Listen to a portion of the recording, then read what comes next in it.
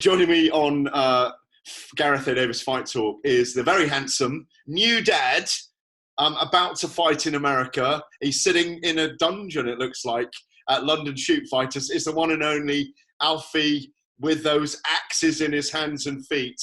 Davies, how are you, my friend? I'm good. Thank you, Gareth. Thank you for the compliments. That's very kind of you.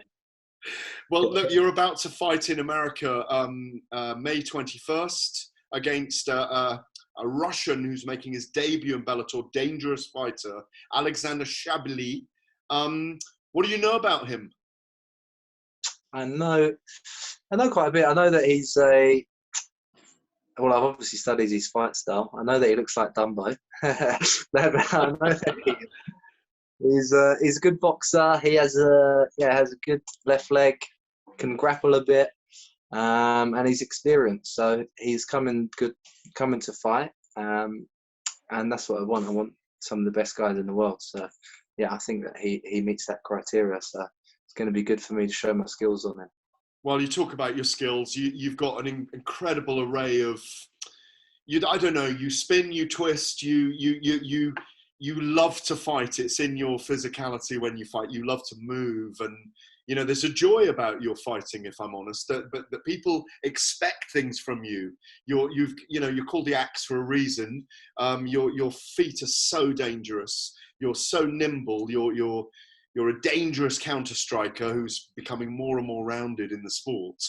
You're number 9 in the Bellator rankings now. How far away are you, if you get this victory, from getting up there to challenge the likes of Patricio Pitbull for the title?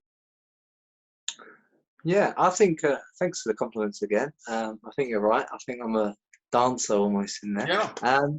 I think that, I think after this fight, I should definitely be getting someone in the top 5. And I'd have someone in the top 5 and then go for the title after that. I mean, I understand that it's Alexander's first fight in Bellator, but with a record of 19-3, it's not to be overlooked. And he's also fought in some high-level European shows. So I think, if he was to enter the rankings, he'd be ranked quite highly as well.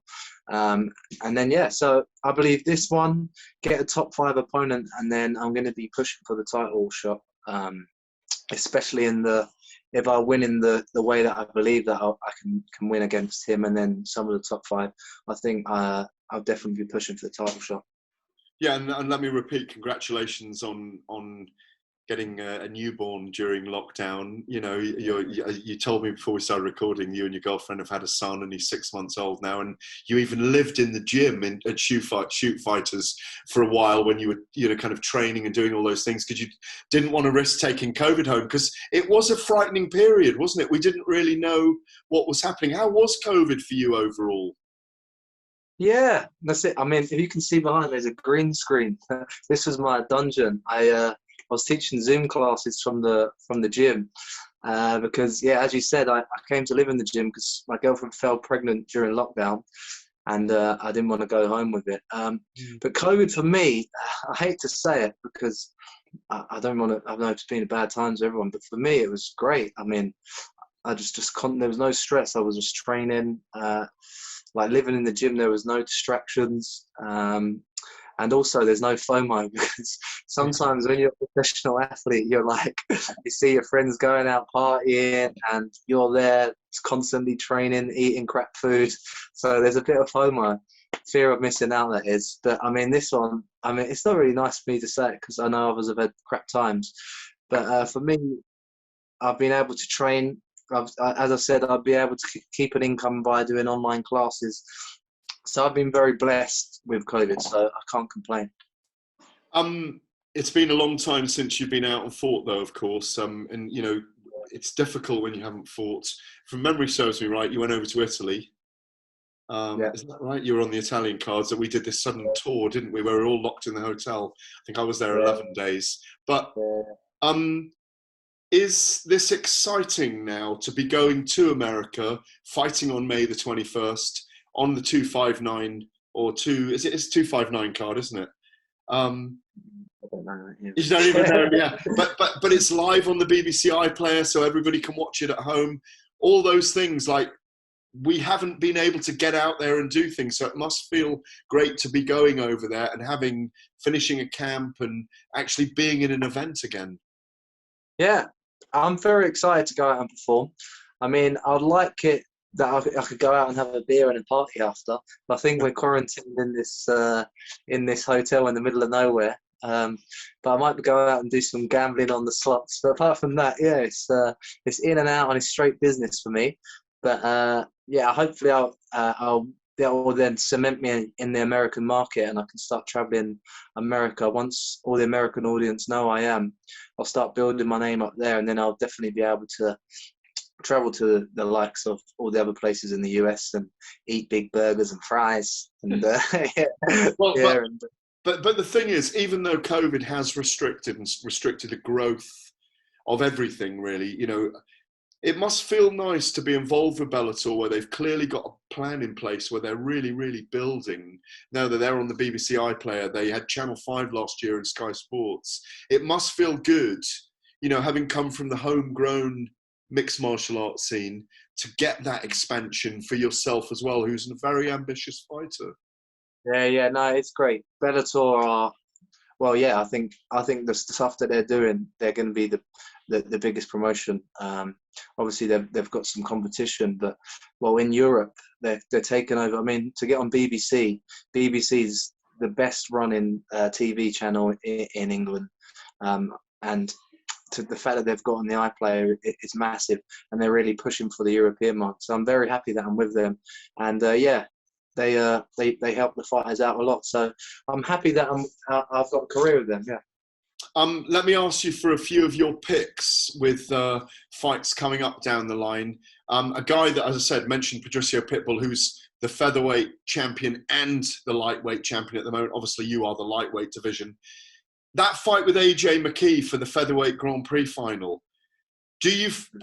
AJ McKee looks like a great young tyro who I think is probably going to come up to the lightweight division eventually as well. He's still, whatever he is, 23, but you know, he's got some man strength, but he's bound to thicken up.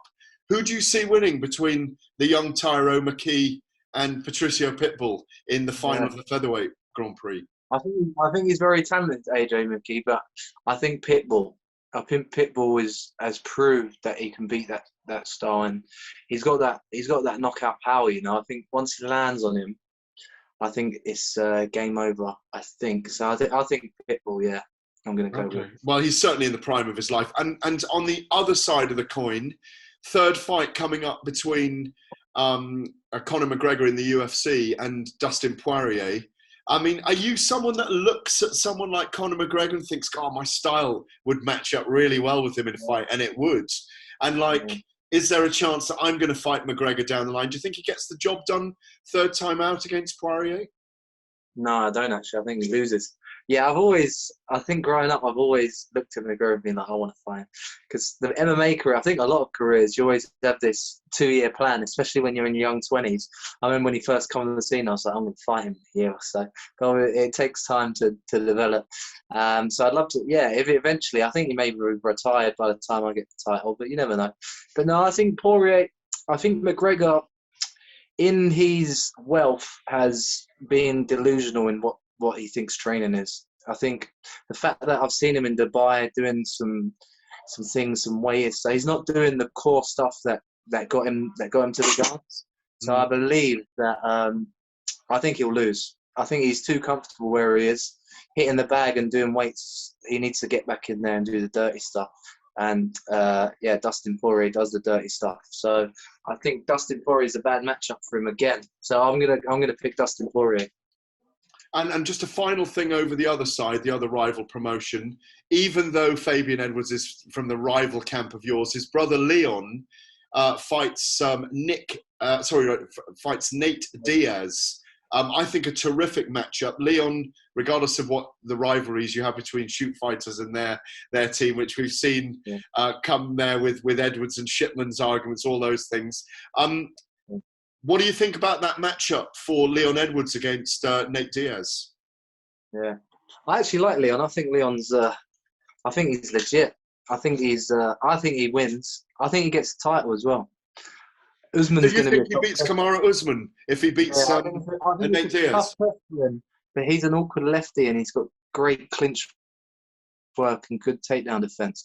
So I actually rate Leon, quite a bit. So, and I hope Leon wins, actually. Although he's from the rival camp, I've never had any problems with Leon, and I think he's a legit martial artist. So I'm rooting for him as a Brit to do it. So I think he could win the title. And Nate Diaz doesn't check them leg kicks. Well, Leon doesn't throw too many leg kicks, but I think he doesn't fight a southpaw too well. But I don't know. He beat McGregor, but I still think Leon beats him. He's just more crafty striker than Nate. But we'll see. Nate's got that volume and that constant pressure. Let's see if Leon can deal with that. I think Leon takes it. It's great to catch up with you, Alfie. Congratulations again on becoming a dad. You look well for it. And go well against Alexander Shabliy. Go out there, rep Europe, rep Bellator Europe, rep the UK, and get up there, and let's see you challenging for that belt. That's it, Gareth. Cheers, mate. I'll be there. This time next year, I'll be a champ and a millionaire. And also joining me this week on Gareth Davies Fight Talk is the Welsh bantamweight fighter, Brett Johns, on his way to fight in Bellator in the United States. Joining me today, former two-time bantamweight champion Brett Johns, who is now out of the UFC and about to make his Bellator debut. You love being a bit peripatetic, as I might call it. You like different promotions, Brett. I enjoy traveling. I enjoy different sort of being in different places, meeting different people. Gareth, I'm so excited for this opportunity with Bellator, and I think it was one of the easiest decisions I've made as a competitor in this sport. And it's lit a fire in me. Let's just say that. It's been a long old camp, but I'm so excited to get in there and just try and perform. But the whole camp itself has been a long one, but I'm ready to go. So excited. We'll come to your opponent, Mateos Matos, in a moment. That's going to be obviously at Mohegan Sun Arena on May 21st.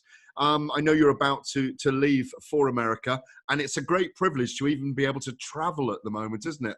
But I want to ask, first of all, obviously, you won titles in Cage Warriors. You've come the traditional route, if you like. In boxing, people might say he won British, European, Commonwealth, and then went to world title. That's the route you've taken for people that know the boxing route. You've done your groundwork. You're an esteemed. You call yourself a veteran. You're only 29, I think, aren't you?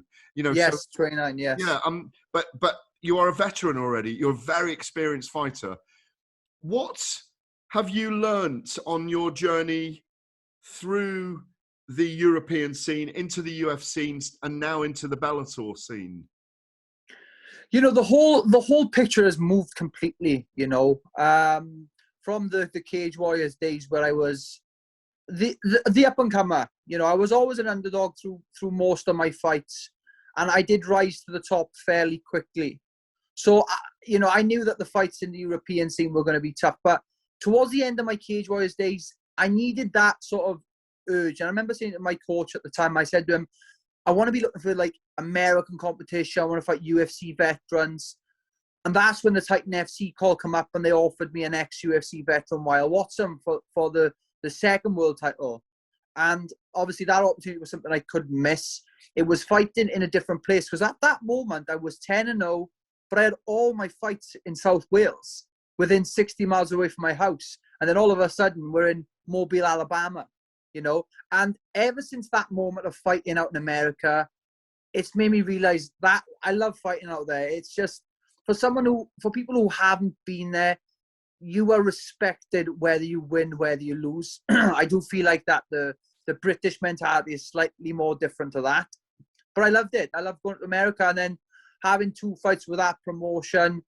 I went and I underwent some surgery on my shoulder that kind of put me on the sideline for a bit. And there was moments where I thought this might be the end of the journey.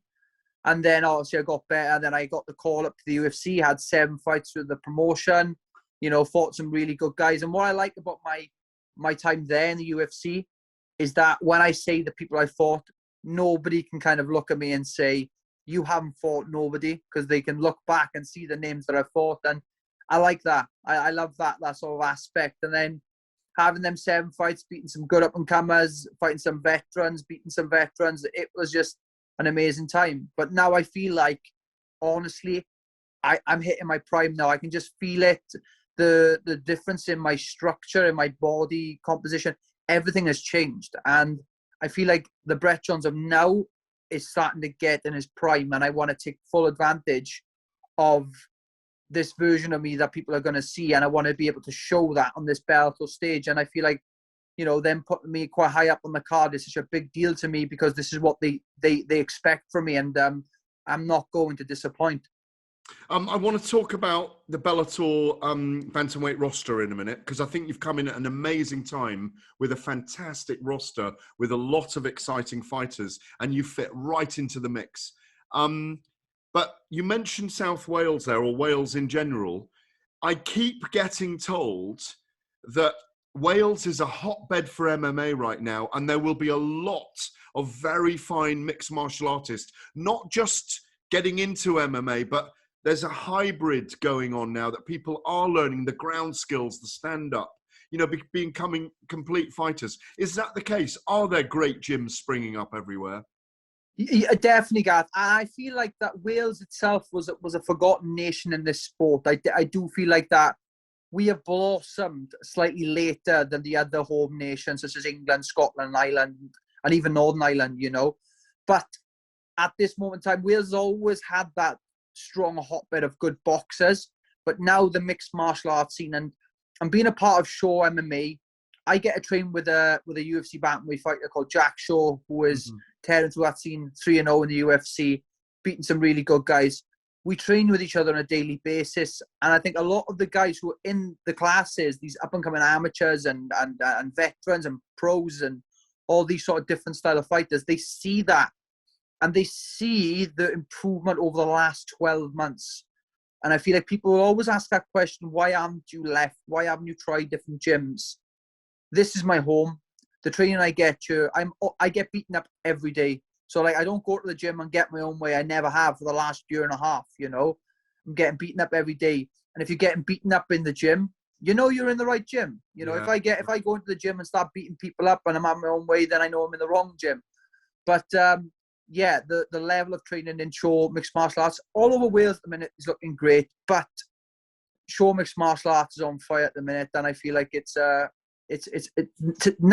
now is the strongest the Welsh MMA has looked, and with fellow bantamweight competitors there, such as Liu Long and a couple of other guys who are coming through, we're starting to get this ball rolling in Welsh MMA, and my plan of attack is to get this first major promotion show in Wales. That's the plan of attack. Absolutely. I know what I need to do. I know what I need to do first, Gareth. I need to win some fights, get a bit of traction going on social media, publicly, get a bit of traction going.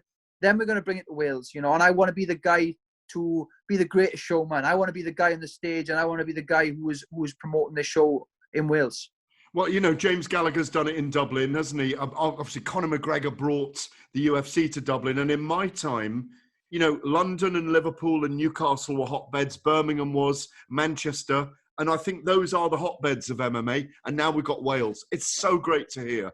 Look, let me talk to you about this brilliant bantamweight division. I'm just going to call it up here, that you've come into at Bellator. Obviously, you're not ranked at the moment because you haven't had a fight on there. I don't know why I've got an alarm going at 10 to 9 at night. Just shows you lifestyle. But basically, Juan Archuleta and Sergio Pettis go at it for the title. Patchy Mix at 3. Magomedov is 3. Juan Archuleta champion as we speak. That may have changed by the time this comes out. Ralphie and Stotts, James Gallagher, Leandro Ego, Josh Hill, Hornell Lugo, Caspel, Brian Moore, the 10 at the moment. There are at least, Brett Johns, 5 or 6 amazing fights for you there. I look at that whole picture, like you said, from 1 to 7, 8. There's some good, strong opposition there. Me and even up to 10, because me and Brian Moore actually spoke before this fight and said, look, if you want to, all fairness, I put up who do you want to see me fight? And Brian Moore was the only one that stepped up and said, oh, look, I'll do it. Obviously, that's changed with him and Perez. Obviously, I think off the top of my head, I think Brian Moore had COVID-19. Yes. So he's had to, like, basically pull away from that. This time, though, we both got plenty of time. We're both young men in the game. So if that fight comes up, that does come up, you know, obviously, let's not beat around the bush here. I think we're all looking towards that James Gallagher fight, you know. I think a lot of people can see that. And it's a fight that interests me very, very much so. And I think that a win over someone like Mateus Matos is big. I look at Mateus Matos. He is the top. He should be in that division. But just because he hasn't had that win yet, he's not in that top 10. But I believe Matos should be in there at 7-8. That's what I believe. So this isn't an easy fight. There was easier fights to take in this bantamweight division. But Matos was one of the ones that I looked at and thought that I could do a lot of good with this win. And the plan of attack is to beat Matos first. He's not someone I'm looking past. And then after that, then we have a couple of names in mind, obviously, to call out afterwards, but we'll see what happens first. Well, you mentioned the Matos fight. Obviously, we know he's heavy-handed. He's experienced. He comes from, you know, the Pitbull brothers camp, doesn't he? We know what they like to do. They don't like overtime, do they? They want to get the fight done. They're very direct fighters. Without asking you your game plan, of course, you can showcase something here of yourself. We know what you can do already, but you can showcase yourself to Scott Coker, to Showtime, the American audience, on the BBC iPlayer, of course, live, which is a great advancement for mixed martial artists in the UK. Incredible advancement. You can showcase something against a very dangerous fighter by getting your hand raised. 100%. Obviously, this being the first fight with the promotion, I do want to make a lot of noise when I do this. You know, realistically, a win here is going to be quite big. And is that stereotypical sort of like thing that a lot of people are saying, whether UFC fighters coming to belt or not getting their own way, getting the losses and stuff like that, you know. But personally, for me, I know what I need to do. He has not been taken lightly whatsoever. This is a very dangerous fight, which I'm sure of. And this is why you won't see me talk about who I really want next until that fight is over, you know. But there is names there that I have in the back of my mind, obviously. But yeah, Matos, we have to look through Matos. We got to look at Matos first, see his game plan. Like we said there, Gareth, the guys come from the Pitbull brothers team, such a prestigious team in Brazil. Good guys. At the end of the day, got a double champ there. You know, the guy knows what he's doing when it comes to a fight, and I think his team is a very strong team. There's not so much. It's not one of them teams where there's just one guy. There's a handful of guys, you know, and I feel like that this is the right fight to take. This is a very dangerous fight. There's a lot of risks here, not a lot of rewards, but it's the fight that I want, and it's the fight that makes the most sense. Well, you look in supreme shape physically and mentally. Just before we go, your cap looks like you've pulled it out of a bin. There we go. The beach. Yeah. Brett Johns. But and that's stylized on the front here, the tatty bits, yeah? It looks very much like a D squared sort of distressed look, you know. I'm going to try and bring back ripped jeans, you know. I'm going to be looking like the missing member of the Backstreet Boys by the time I get to this fight. We'll win the fight in the backstreet with Matos anyway, yeah? Oh, 100%, Gareth, 100%. It's great to speak to you. Best of luck out there at Mohegan Sun Arena on May the 21st. Brett Johns joining me on Fight Talk with Gareth A. Davies. Thanks, mate. I'll speak to you soon. Thank you, Gareth. Thank you for your time. Well, finally this week on Fight Talk, Gareth A. Davies Fight Talk, I am joined by one of the big men of the fight world, Tom Aspinall, walking around probably at about 270 pounds right now, 6 foot whatever, probably close to 7 foot. He's 28. He's already beaten Andrei Arlovsky, a former UFC heavyweight champion, in his second UFC fight. He is the future. Look at him. He's beautiful. He's got brawn and he's got brains. How are you, Tom? That was some build up. Yeah, I'm doing fantastic. Thanks. I'm doing really well. Yeah. Are you doing okay? I'm very well, thank you. Look, I mean, we haven't had from Europe, or certainly from the UK, a significant heavyweight challenger in the UFC division almost forever. Do you feel a weight on your shoulders that you're the guy that's going to draw the attention that Michael Bisping did, Dan Hardy did, that Conor McGregor did, that some of these other guys, Darren Till, your stablemate, did? Is there pressure on you? No, not at all, to be honest, because this is something that I always knew was going to happen. From the day that I started out in this sport, this is what, if I didn't envision this in my mind, then I would be doing something else, because I'm here to be a star. I'm here to be the best. I'm here to take over this division. I'm not here to play games and have a mess around and get in the UFC and tell people that I used to be a UFC fighter. I'm not interested in any of that stuff. I'm here to do my job and like you say, go down as one of the greats in years to come. You fought in Cage Warriors. You were signed up quickly by the UFC. Has it come at the right time for you? Because you know your father runs a martial arts school as well, doesn't he? You've been around it all your life. Is it coming at the right time? I think so. To be honest, not a lot of people know this, but I actually knocked the UFC back before.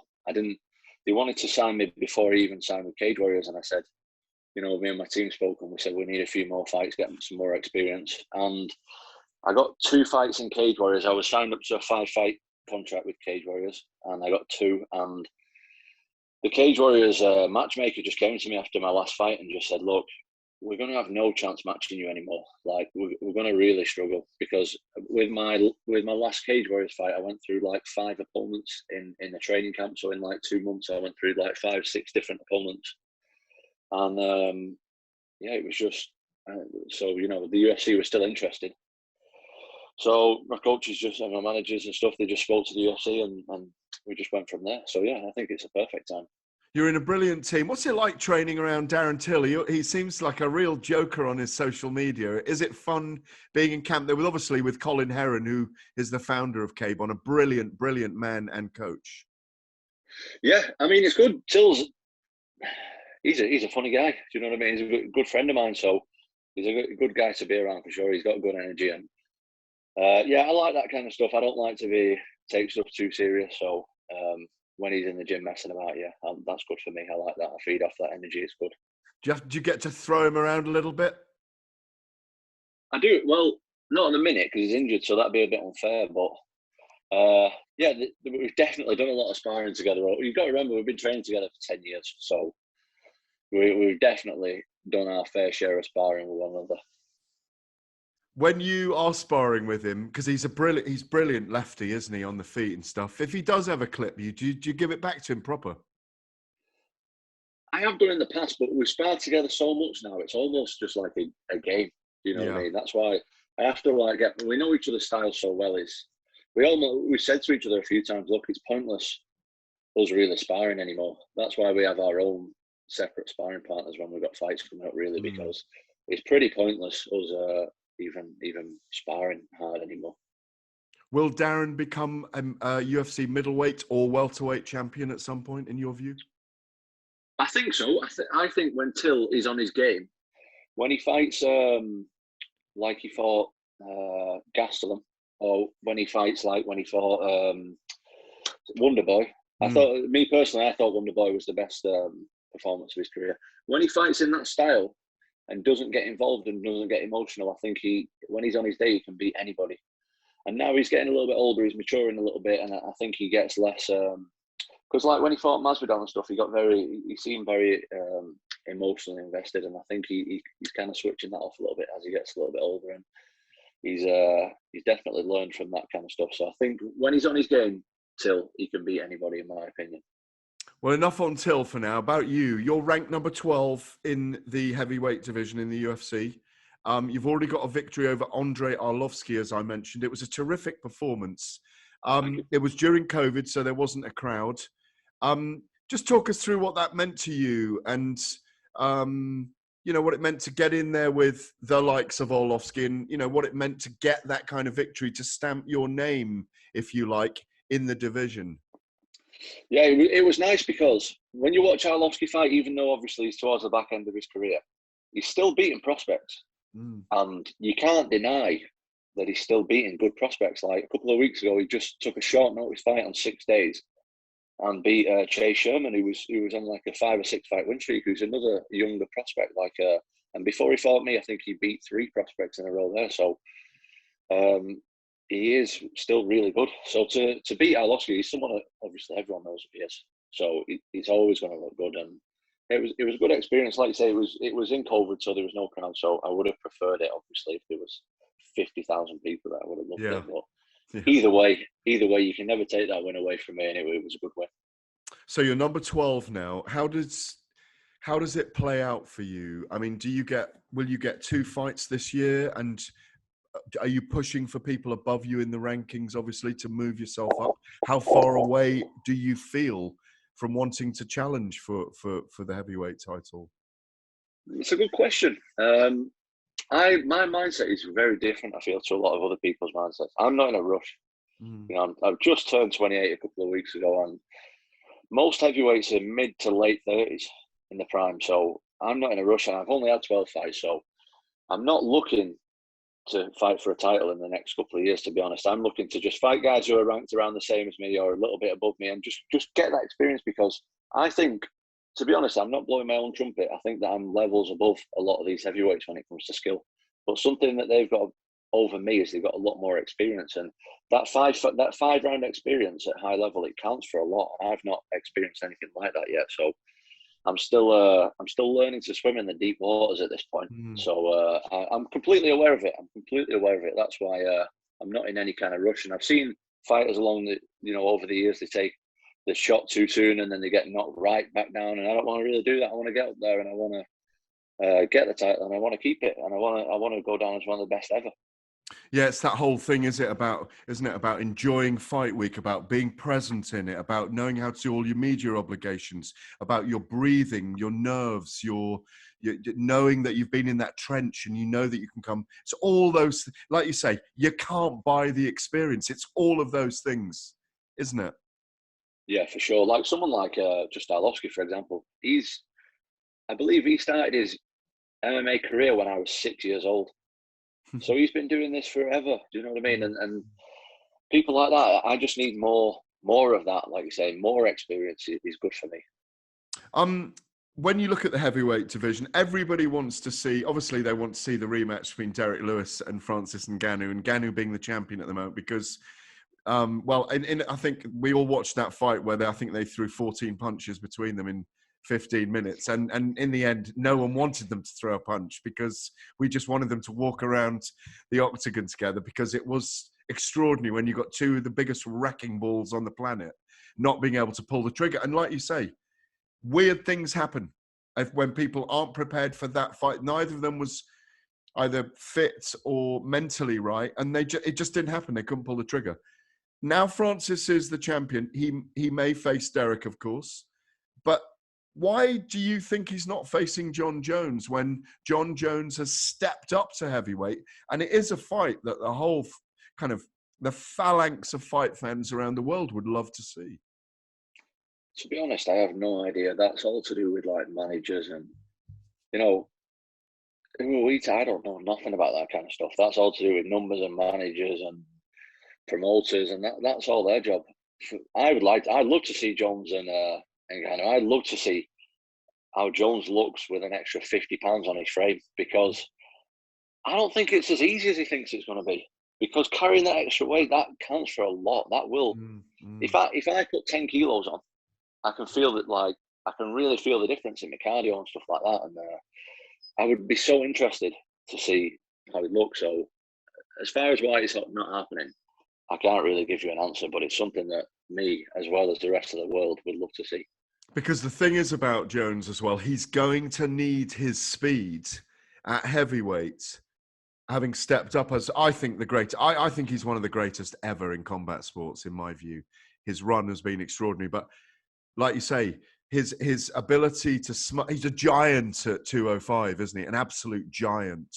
So it is fascinating. Can he beat Ngannou? And do you think have you visualized yourself facing Ngannou and Jones in a couple of 3 years' time?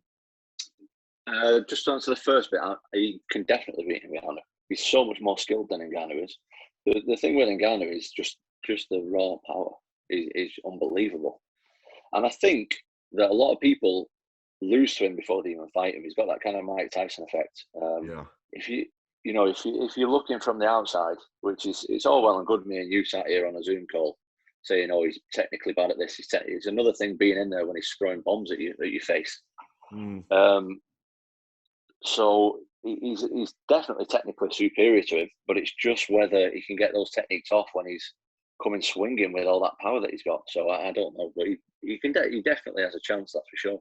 And to answer the second part, I can definitely see it. Like I say, for someone like Ngannou or Jones, like I just said a minute ago, I need that experience. You know, Ngannou's so much bigger and stronger than I am. Even though I think I'm better technically than he is, I need the fight IQ to beat him, and I've not. I'm still learning that. I'm still learning it. When are you going to finally? When are you out again? Do you have a date at the moment? I'm hearing all kinds of rumours, Gareth, at the minute, as you probably are. I'm hearing that they're going to be coming to London. I don't know if I'm supposed to say that or not, but that's what I'm hearing. So, well, they've got to come to London at some point. So, you know, we know they've got to come once it's open and they can have a bit of a crowd or whatever. They've got to come to London. I'm hearing it's going to be summertime, so that works out. That works out perfect for me. That'd be ideal. And you haven't got a clue who you'll be facing at the moment, though, no? No clue. I'm left in the dark. I'm feeling a bit left out, Gareth. I'll be honest. No one's told me nothing at this point, but I guess that's what the UFC's like. They'll just tell you when they want to tell you, and that's it. So I'm just waiting. I'm staying ready. So you're embracing the grind every day in the office with Colin and the crew, yeah? Yeah. I mean, I train every day regardless whether I've got a fight or not. I love martial arts. I love not just martial arts. I just love being an athlete in general. You know, it's a big part of my life. So I'm training. Did a bit of sparring this morning. Went and sparred Yui Fury. Did some boxing sparring this morning. Yeah, I've just been over there this morning. So how was that? Yeah, it's good. I've sparred a lot with Yui Fury over the years. I do a lot of different kind of sparring. You know, I like to take it individual as well. Obviously, Carbon's like my main base. But just to keep things fresh and interesting and get different looks off different people, I like to, I'll go down to the British Wrestling and train with a wrestling squad every now and again. I'll throw a random sparring with a random heavyweight somewhere, and just to keep things fresh so I don't get bored. I like that kind of stuff. That's what we love to hear. It's great to see you. You seem on top of your game physically and mentally. You look great. Thanks for joining me. Oh, thanks very much. Anytime, Gareth. You just let me know next time you want me on. I'll be ready. Thanks very much. See you soon, Tom. Thank you.